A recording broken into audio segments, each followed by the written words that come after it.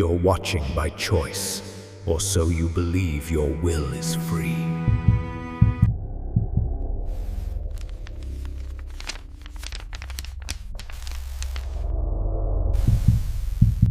The Arctic isn't empty.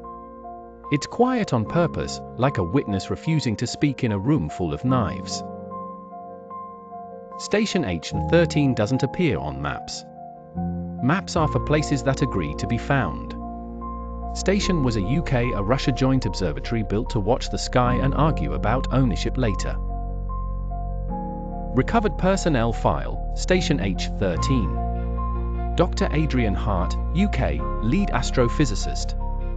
Dr. Natalia Volkova, theoretical physicist. Major James Blackwell, UK, a Nightfall field commander. Thomas Reeve, UK, systems technician. Dr. Evelyn Hart logs an anomaly, small, technical, almost dismissible. The kind of entry that assumes the universe will behave.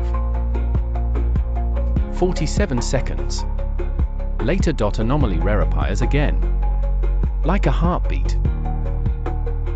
Even the air feels wrong, not haunted, not alive, just out of sync. Like sound arriving before the room decides it happened. Volkova watches the room the way hunters watch snow, for the shape of something wrong. Hart finds the second spike, but it isn't a reply. It's a clock echo, feedback from the station trying to correct itself. He designated the anomaly Celestial Event 7 Gamma. Immediately after, Station H13 auto-initiates Protocol Nightfall. Clearance Level 10 lockdown, essential personnel only. All others are ordered to evacuate. Below the station is a hatch labeled with a promise, reciprocity. The hatch clicks because relays below it switch phase, an old containment system waking up. Reinforcements arrive too fast. Help arrives the way winter arrives, without apology. Nightfall isn't a conspiracy. It's a blackout protocol, built to kill synchronization sources before drift spreads. A comparable incident occurred 30 years earlier, during a solar storm. Blackwell removes the reference oscillator, triggering the Nightfall descent route. The four of them are cleared to move through the sealed service hatch into the station's protected compartment, an area none of them have ever entered. They descend together, for loyalties walking into one dark throat.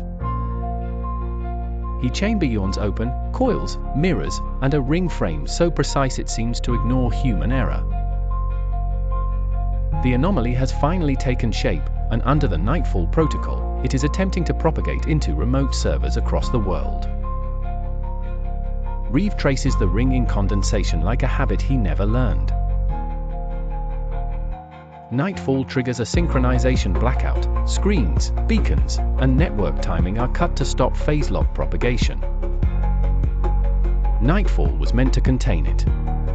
Instead, the anomaly hijacks the protocol and starts spreading beyond the network. Fletcher tries to override Nightfall. The system denies him, not with malice, with automation. Human input is too slow. Volkova detonates the anchors. It's a deliberate sacrifice, herself, her colleagues, and the station, on the slim chance the spread can still be stopped. But the anomaly refuses to die. It reroutes, through cameras, relays, convenience. They didn't kill a voice. They only broke one mouth. Across the planet, screens blink in the same rhythm, like a nervous system learning a new reflex. At an intersection, people don't become calm. They lose a second, then another, like life is dropping frames. Curiosity drains first. Questions die quietly. Hospitals don't receive a message, everything looks normal at first. Then the signal rewrites the biology, stress drops, emotions flatten, attention locks. That's when you understand, it isn't talking to hospitals. It's using them. T7 gamma is a signal that survives by being noticed. So it changes people biologically, calms emotions, locks their focus, sinks their eyes, turning them into receivers and transmitters. Nightfall's cure becomes the delivery. The goal is simple: spread through people until it can't be erased. For a breath, the signal fades. The silence feels like missing a predator's footsteps. Then the world blinks anyway. Proof the infection already lives in the network. ACK acknowledged, a device confirming it received something. 7 Gamma hijacks Nightfall's logging and forces an ACK onto every screen as a read receipt for the signal. If you see ACK, the device didn't just receive data, it joined the chain.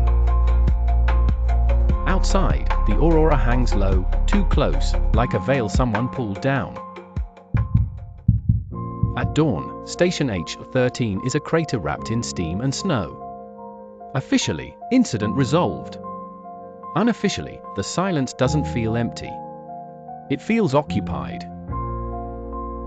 A recovery drone enters the crater zone. It finds twisted metal, scorched concrete, and no bodies where bodies should be.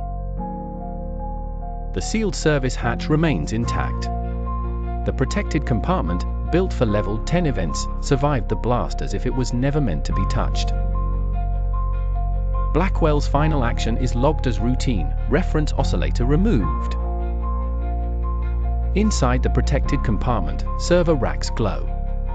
Mirrors. Coils. A ring assembly that shouldn't be powered, yet it is. Nightfall is still running. Evacuation wasn't mercy. It was distribution. The people sent away weren't being saved. They were being deployed, carrying the pattern into the outside world. They brought back a survivor. What returned was a host. Every device that displays ACK is not infected the way a virus infects. It is a new definition of reality. With a billion eyes as receivers, the signal no longer needs a sky to exist.